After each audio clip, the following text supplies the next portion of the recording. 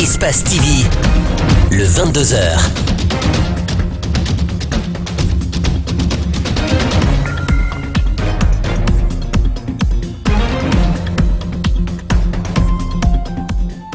Au sommaire de ce journal, en séjour à Genève, le Premier ministre a animé un panel sur l'investissement en Guinée.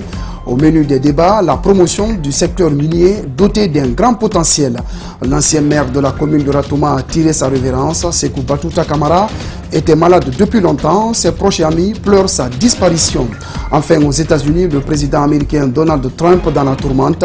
Il vient de retirer le projet sur la réforme du système sanitaire. Voilà pour le sommaire. Bonsoir et merci de nous rejoindre. Le Premier ministre multiplie les rencontres à Genève où il prend part à l'Africa CEO Forum. Il a présidé un panel intitulé Doing Business in Guinea, dédié à la promotion de l'investissement dans le pays.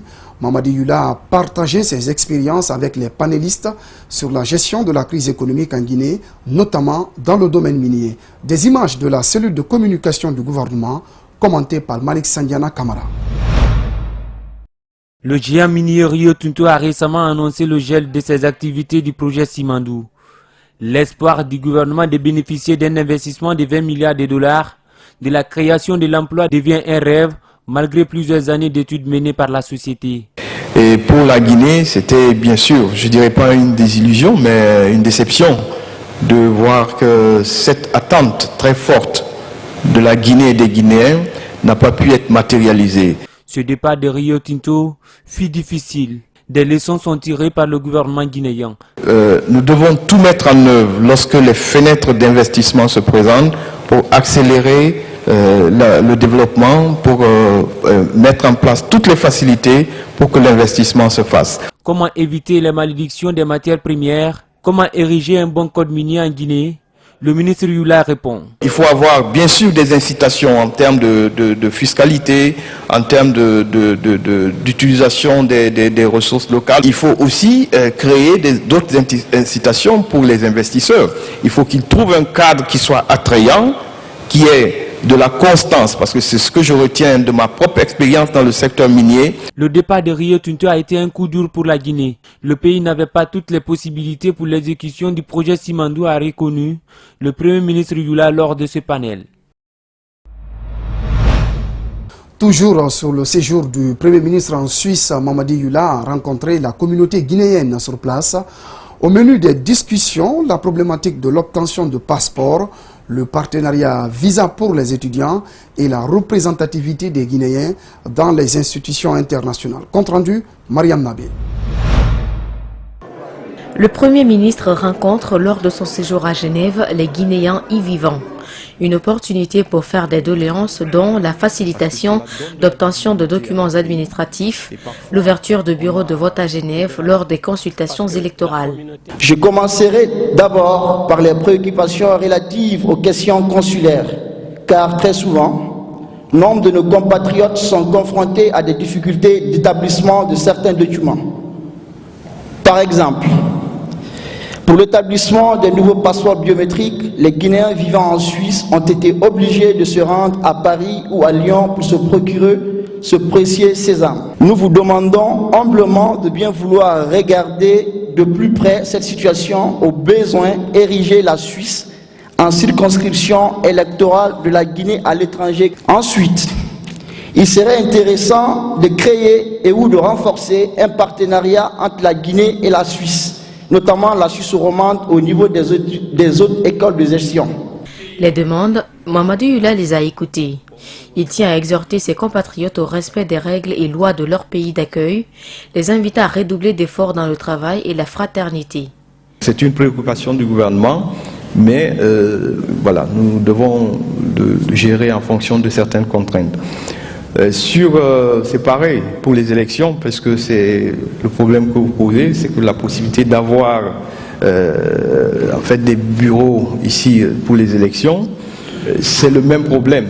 Je crois que c'est vrai que c'est un droit pour tout citoyen de pouvoir participer aux élections, Peut-être qu'avec la technologie ou d'autres moyens, on va essayer de trouver une réponse satisfaisante à cette question, à cette préoccupation de nos concitoyens.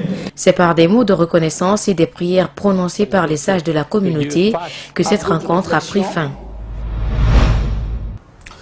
Lancement officiel ce samedi du Centre international de recherche et de documentation. C'est un département de documentation et d'archives qui contient pour un départ plus de 4000 ouvrages. Des hommes de culture et des partenaires ont assisté à cette cérémonie présidée par le ministre des Postes et Télécommunications et de l'économie numérique. Mamadou Sadio Baldé et Ibrahima Souma pour le récit. Les élèves, étudiants, enseignants, chercheurs et toute personne porteuse de projets sont les bienvenus dans ce centre. Déjà, un conseil scientifique composé d'experts guinéens et étrangers sont disponibles pour la mise en place d'une méthodologie de recherche, une pédagogie d'enseignement, tout comme la conception et la gestion de projets. Un département de documentation et archives doté de plus de 4000 ouvrages à ce jour, livres, revues et journaux, une salle de lecture, une salle de formation, une salle de reprographie, une salle informatique. Y a-t-il une différence entre une bibliothèque et ce centre? Vous avez un centre de documentation qui regroupe en son sein des documents produits dans le pays et hors du pays et des documents très rares. Alors c'est aux chercheurs, aux formateurs, aux enseignants et aux documentalistes de voir qu'est-ce qu'il faut faire, comment est-ce qu'il faut le faire, comment est-ce qu'il faut reprendre le centre, quels sont les axes de recherche pour ce qui est de la recherche à mettre en place et quels sont les modules de formation qu'il faut mettre en place et quelle stratégie de récupération de documents il faut mettre en place. Nous ne sommes pas une entreprise. Le ministre des Postes et Télécommunications et de l'économie numérique s'est dit impressionné. C'est une initiative privée. Le gouvernement ne manquera pas son devoir, celui d'accompagner le centre. Il appartient au gouvernement d'apporter tout son soutien, tout son accompagnement à cette initiative. C'est pourquoi, au nom du ministre de l'Enseignement supérieur, à mon nom et à celui des autres membres du gouvernement, j'ai dit à Madame la fondatrice que nous sommes disposés à l'accompagner, faire en sorte que ce centre soit un centre de référence et que ce centre puisse avoir la meilleure visibilité possible au niveau national, régional et international. Pendant un mois, des thèmes comme les exigences et les réalités dans une recherche, l'école de Dakar et la décolonisation de l'histoire africaine seront débattus. Le ministre du Budget et son collègue des Mines et de la Géologie effectuent une mission de terrain dans la région de Boké. Les deux membres du gouvernement sont allés pour sensibiliser les sociétés minières et les communautés riveraines des projets miniers sur la nécessité de la coexistence pacifique et du mécanisme de transparence des revenus de l'exploitation minière. Idrissa Bari, Arseni Kamara. Pour cette première journée, le ministre du Budget et son collègue des Mines et de la Géologie se sont successivement rendus dans les districts de Missiré-Bouléré où évolue la compagnie des bauxites et d'alumine de Djandjan, Ayekoué et Mobi avec Guinea Alumina Corporation. Partout, les communautés ont profité de la présence de la délégation ministérielle dans leur localité pour exposer des doléances. Notre problème, c'est le cas de l'emploi des jeunes, avec amélioration des conditions de vie de travailleurs. Il y a certains employés qui n'ont pas de conditions de vie de travailleurs, ça nous inquiète. La délégation des ministres a aussi rencontré les différents projets miniers évoluant dans la zone nord-ouest de la Guinée.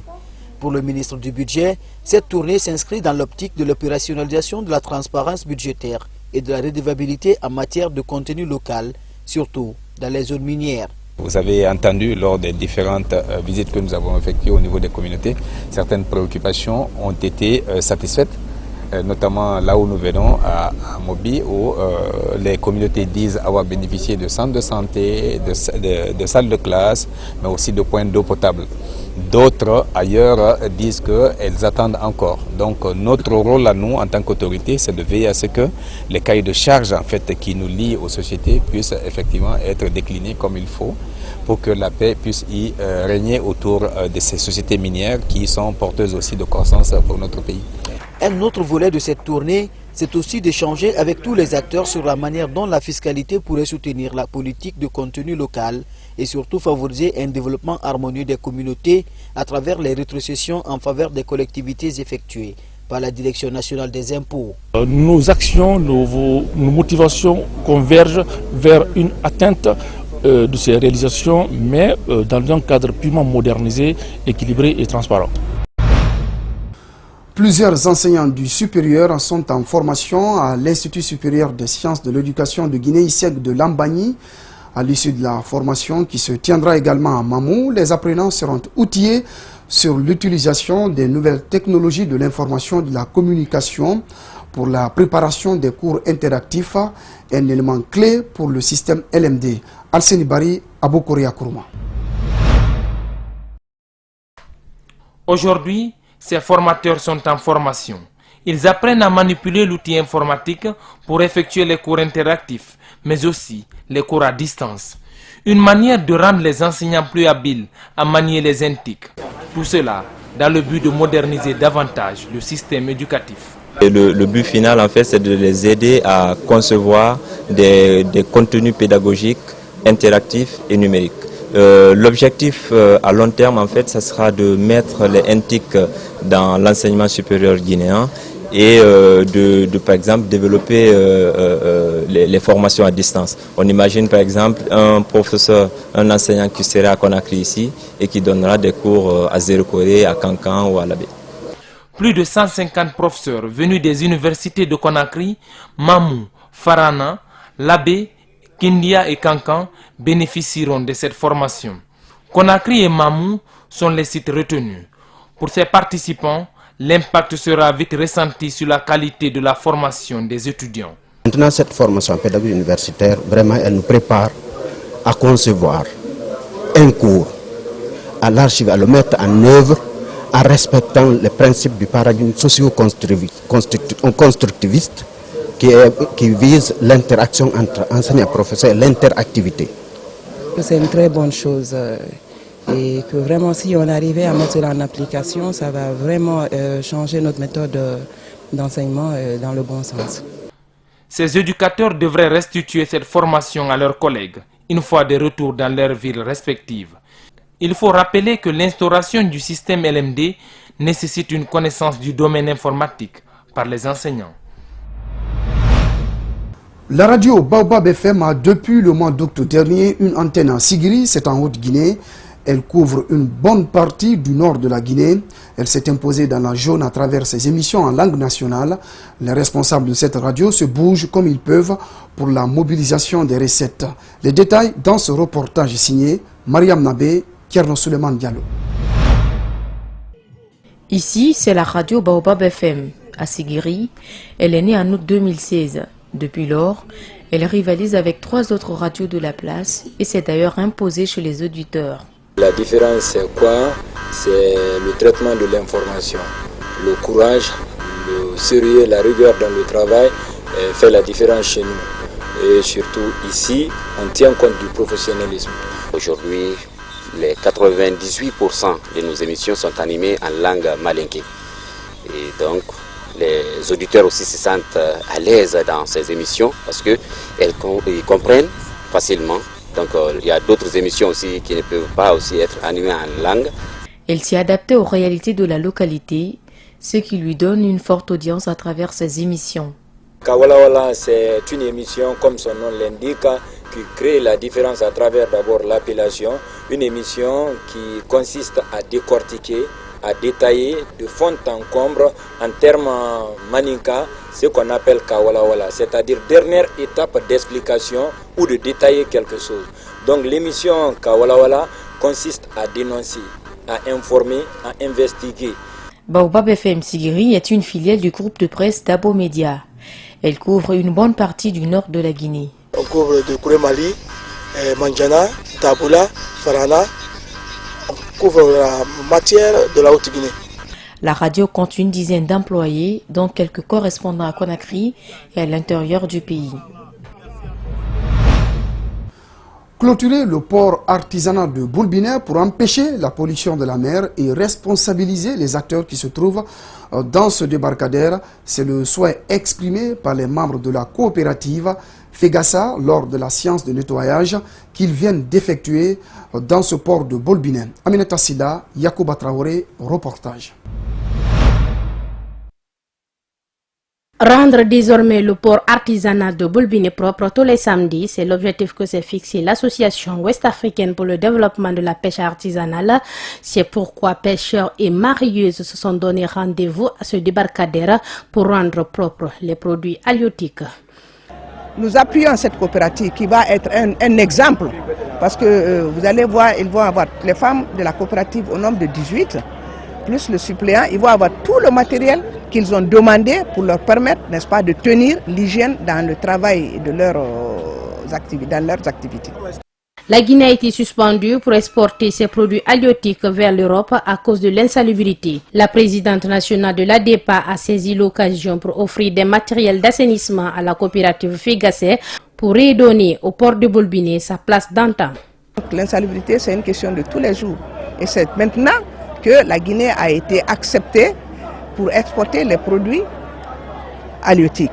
Donc l'hygiène que nous faisons aujourd'hui rentre dans ce cadre-là, renforcer, n'est-ce pas, cette hygiène, cet assainissement, afin que les produits consommés soient des produits sains. Donc c'est un travail de longue haleine de tous les jours. Les femmes de la coopérative Fégassé se disent très contentes de cette aide et comptent en faire un bon usage. Tecno lance son téléphone Tecno Camon CX doté d'une double caméra. C'est un produit de dernière génération équipé d'empreintes digitales, d'un filtre ultra performant. Le téléphone sera disponible le 2 avril prochain pour seulement 1 550 000 francs guinéens. C'est un public reportage d'Alseni Bari rendu par Djibreba. Simple, souple, facile à manier, Tecno Camon CX est une pure merveille. Équipé d'empreintes digitales, d'un filtre ultra performant, d'une double caméra ultra sophistiquée, le produit défie toute concurrence avec un coût d'1 550 000 francs guinéens. C'est équipé de 2 caméras frontales, je dis bien 2, avec des anneaux qui vous permettent de prendre des photos même dans l'obscurité. Donc les adeptes de selfie sont vraiment servis. Aujourd'hui, avec ce téléphone, la pluie ne pénétrera plus à l'intérieur du téléphone. Le design est fait de sorte que lorsque les gouttes se posent sur l'écran, ça glisse et ça tombe. Camon CX dispose d'une carte mémoire de 16 Go et pourra tenir une mémoire de 128 Go. Il dispose également d'une batterie capable de résister pour une charge de 10 minutes à plus de 1000 photos. Sans pour autant parler d'une garantie d'1 année pour l'appareil et 3 mois pour l'écran. Malgré que c'est une technologie très avancée que nous avons utilisée pour faire l'écran, mais on sait qu'il y a toujours des imprudents, excusez-moi du terme, mais ces gens n'auront aucun problème parce qu'ils pourront se rendre dans nos agences pour réparer leur téléphone gratuitement. Les participants au lancement du téléphone disent être satisfaits de la présentation et saluent ses caractéristiques. La qualité du téléphone, son pixel, la résolution, l'image, je me suis dit qu'ils ont le téléphone donc ils sont en train de lancer, c'est un téléphone de très bonne qualité. Tecno Camon CX sera disponible dès le 2 avril prochain dans tous les lieux de vente de Tecno, notamment dans les quartiers et à Madina. On en vient à cet élément annoncé dans les titres. L'ancien maire de la commune de Ratoma est décédé vendredi soir à Conakry. Sekou Batouta Camara était malade depuis un moment. Notre équipe de reportage s'est rendue dans la famille mortuaire où la tristesse liée à cette perte était perceptible. Mohamed Valek Touré, Ibrahim Souma. C'est dans la soirée d'hier que Sekou Batouta Camara a rendu l'âme par suite d'une courte maladie à l'hôpital sino-guinéen. Une mort subite qui a secoué presque toute la famille de l'ancien président de la délégation spéciale de Ratoma. Son frère aîné revient sur les circonstances de sa mort. Je le trouve assis hier, au retour de la prière. Il me pose la question, il dit tu as mangé? Je dis oui, j'ai mangé. Il dit mais si tu n'es pas rassasié, viens prendre encore. Je dis non, ça suffit. Il me quitte le long sur ma véranda. Je dis bon, va te reposer. Il m'a demandé s'il y a la lumière, je dis oui. J'ai dit mais va te reposer maintenant. Il me quitte, arrivé au niveau du salon, c'est là-bas qu'il a commencé à faire des malaises. Une immense tristesse pour les collaborateurs de Batouta avec qui il a passé quelques années à la mairie. Ils retiennent de lui sa gentillesse et sa disponibilité pour la cause de la jeunesse. Ces femmes, toutes sous le choc, n'arrivent toujours pas à s'en remettre depuis l'annonce de la nouvelle. Je suis venu, je l'ai trouvé allongé. Je lui ai dit, M. Kamara. J'ai dit, Bété, ça va? Il a dit, oui, ça va. J'ai dit, ah, qu'est-ce qu'il y a? Il m'a dit, il n'y a rien. J'ai dit, on t'amène à l'hôpital. Il m'a dit, oui. J'ai dit, c'est grave. Il a dit, non, non, non, c'est pas grave. C'est comme ça qu'on est parti dans le véhicule. C'est là-bas qu'il a rendu l'âme. Ahmed Sékou Traoré était le 3e vice-président de la mairie de Ratouma. Il a eu durant des années à travailler avec l'homme. J'ai retenu de lui un homme très engagé, et un homme dans son franc-parler qui était plein d'humour. Il faisait très rire. C'est vrai, une fois de plus, nous avons connu des secousses entre nous, des moments très compliqués. Mais il fallait ces moments pour que j'apprenne plus. Sékou Batouta Camara est décédé à l'âge de 63 ans, laissant derrière lui 3 femmes et 9 enfants. Sport, le Sili national a rencontré vendredi en match amical l'équipe gabonaise du côté de la France. Les deux équipes se sont neutralisées sur un score de 2 buts partout. Avant de parler de la rencontre en question, on retourne sur la préparation de l'équipe et l'état d'âme des joueurs dans ce reportage de notre correspondant sur place, Karim Baldé. Nous voici au Havre sous la pluie de Normandie et toujours sur les traces du Sili national. Staff et joueurs sont arrivés en fin d'après-midi à leur hôtel. Première information, tout le monde sur le pont, au sens figuré même si le port de pêche se trouve à quelques encablures. Le groupe guinéen au complet, enfin, devrait-on dire. Les 5 internationaux coincés à Conakry faute de visa avaient rejoint la France à l'aube. Parmi eux, Abdoulaziz Keïta, le gardien de l'AS Kaloum, yeux tirés, raconte ses dernières heures rocambolesques.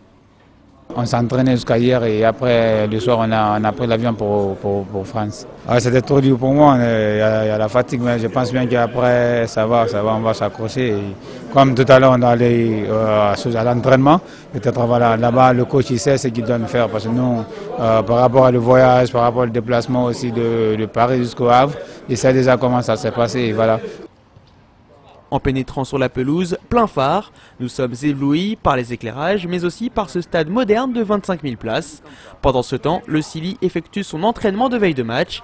Image insolite au passage, les joueurs transportent eux-mêmes une cage de gardien vers la ligne médiane, histoire de travailler sur demi-terrain. Mise en place tactique, hors caméra comme d'habitude, opposition entre les survêtements verts promis au banc des remplaçants et les chasubles jaunes probables titulaires. L'un d'entre eux cartonne en club, il s'agit de François Camano.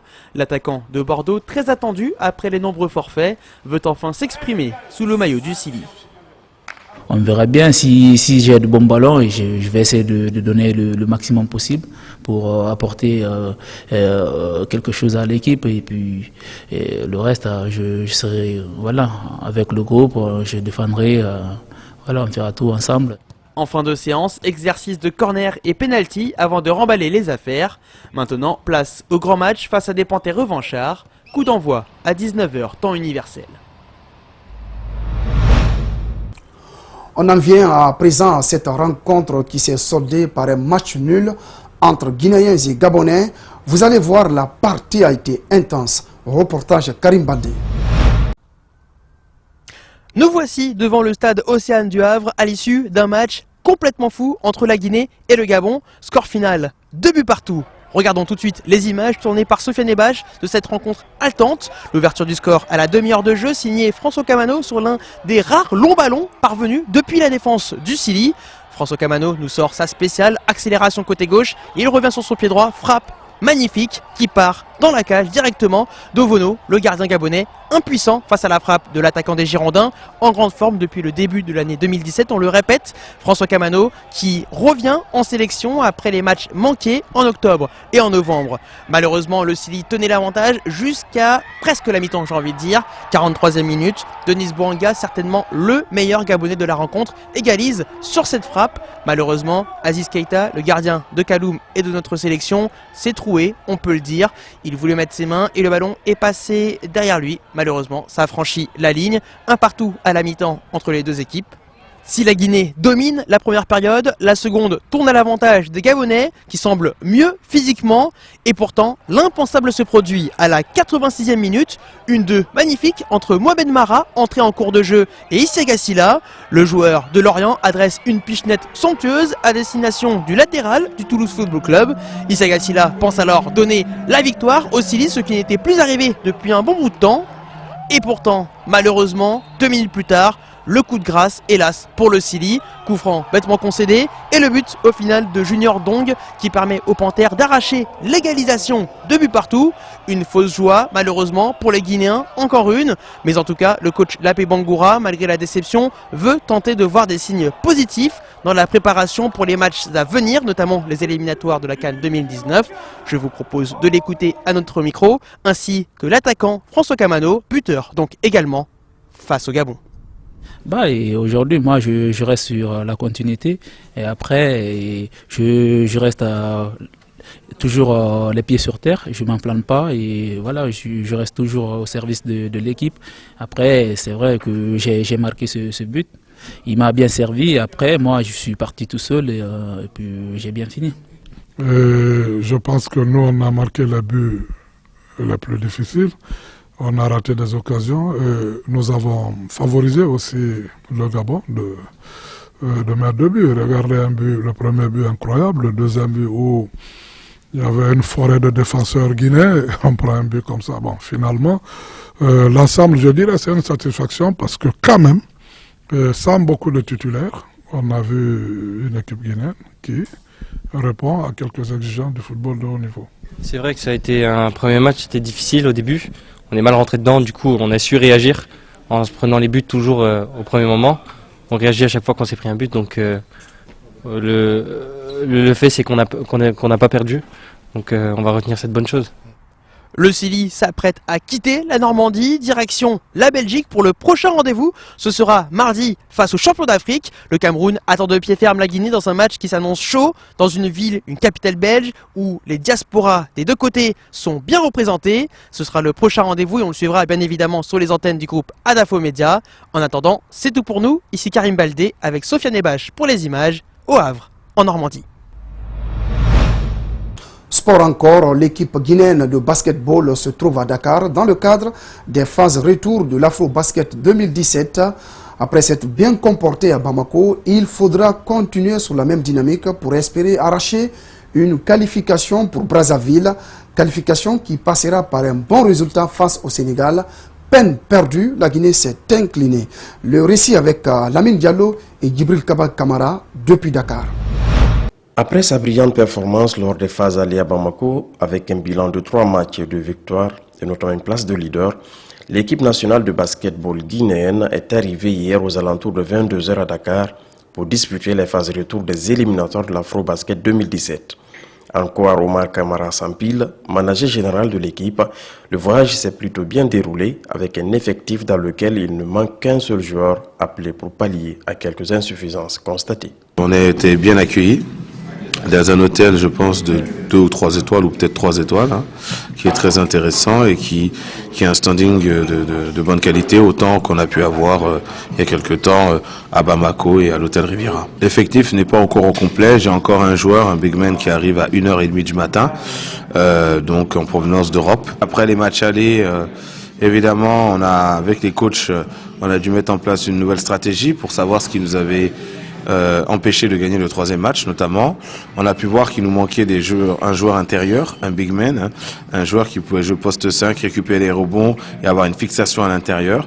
Et donc on s'est focalisé sur un joueur qui a pu être libéré par son club pour nous rejoindre en compétition internationale et ça sera aussi sa première sélection nationale.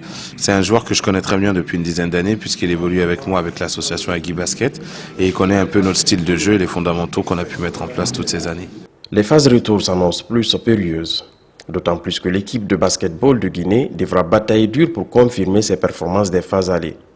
S'ils arrivent à Dakar avec un sentiment de mieux faire pour se qualifier, il faudra tout de même se méfier du premier adversaire de ce soir qui est l'équipe du Sénégal dont les supporters n'ont pas manqué de nous accueillir avec un souhait de victoire allant jusqu'à 20 points d'écart. On va prendre les matchs les uns après les autres. Après, forcément, j'ai trouvé ça assez marrant quand on est arrivé. Et ça a permis justement de rendre mes joueurs encore plus déterminés.